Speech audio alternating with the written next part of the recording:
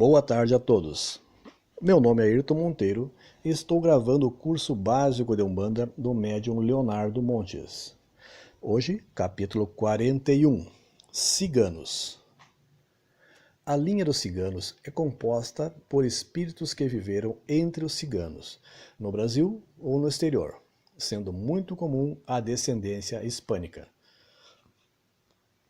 São entidades festivas, alegres e que mexem muito com o imaginário popular por terem um ar de sensualidade e mistério.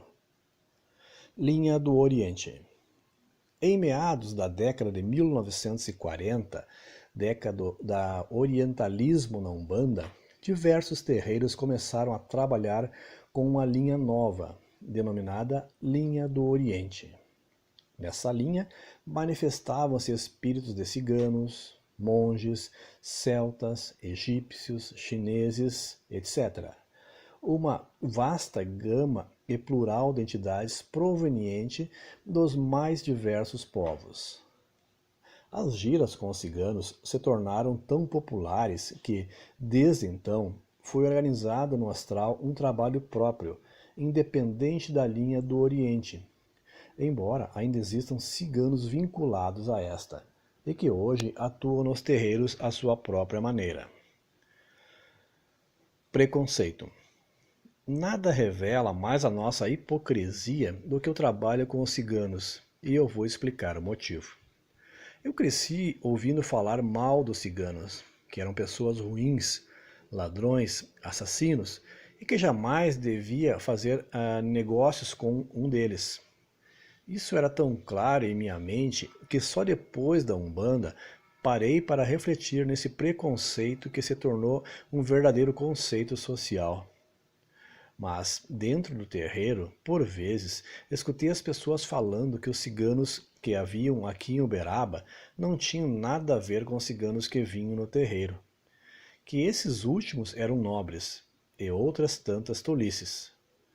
Claro, sem dúvida, existem ciganos que são tudo de ruim que possa imaginar, assim como existem negros, brancos, índios, mulatos nessa mesma condição, infelizmente, pois nunca se tratou de um problema étnico, mas de uma questão moral.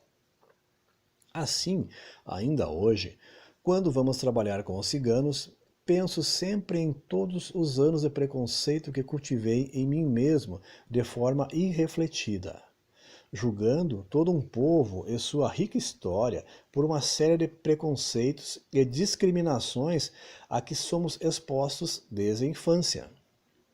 Quando fazemos gira com os ciganos, o terreiro lota, mas quando cruzamos com um na rua, mudamos de lado da calçada. É ou não é uma bela hipocrisia? Mobilidade.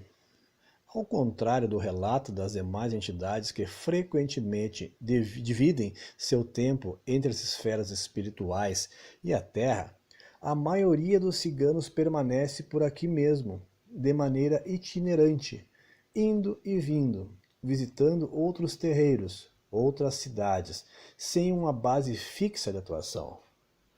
Quando chegam para trabalhar em um terreiro, costumam levantar um acampamento em alguma área verde próxima e os médios logo sentem. Durante os dias que antecedem ao trabalho, uma misteriosa aura de alegria e paz vai se envolvendo. Futuro. Sem dúvida, o aspecto que desperta mais interesse e curiosidade nos leigos são as previsões sobre o futuro.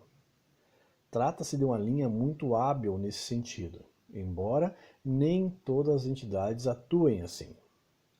Seja através do trabalho do baralho cigano, das linhas das mãos ou numa taça de vinho, alguns ciganos realmente possuem a habilidade de ver o futuro de forma mais ou menos clara. A explicação para essa previsibilidade é a seguinte. Alguns ciganos têm a capacidade de penetrar a dimensão temporal.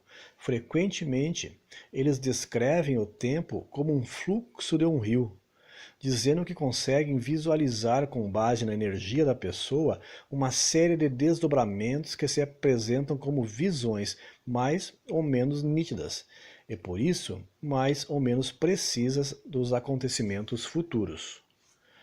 Entretanto, essa visão do futuro não é determinista. Eles conseguem ver probabilidades, consequências do que advirá se a pessoa continuar naquele caminho.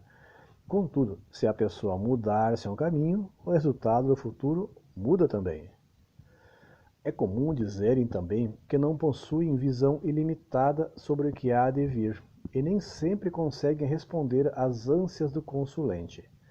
Vem aquilo que Deus lhe permite ver, nada mais. Até porque o que é visto e dito numa consulta com o cigano é apenas o que pode ser alterado pela pessoa sem prejuízo geral para a sua caminhada na Terra, pois do contrário, estariam interferindo no livre-arbítrio, o que seria uma violação de uma lei divina. Estereótipo. Creio que a liberdade seja a característica mais determinante dessas entidades. São as que mais abordam esse assunto, incentivando o consulente a descobrir e trilhar o seu caminho, nunca se comparando com outras pessoas. Cada um é único, tem um passado único e um caminho único na Terra.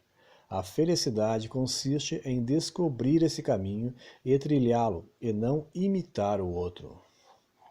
São entidades geralmente autoastral, sempre dispostas a colocar o consulente para cima e fazer com que perceba a beleza da vida na música, na dança, na natureza e na família.